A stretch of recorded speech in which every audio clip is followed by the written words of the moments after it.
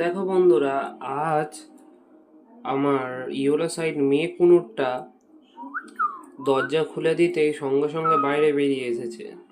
বেরিয়ে এসে দেখো, উড়ছে, খেলছে, কত মজা করছে। পাখিকে এরকম ফ্রিডম দিলেই তো পাখি টেম হবে না। পাখিকে একভাবে খাঁচায় বন্দি করে রাখলে তো পাখি আর টেম হবে না।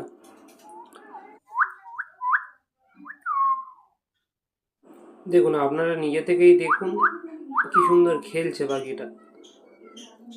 পাখির হেলথও ভালো থাকবে। উড়লে পাখির হেলথও ভালো থাকবে।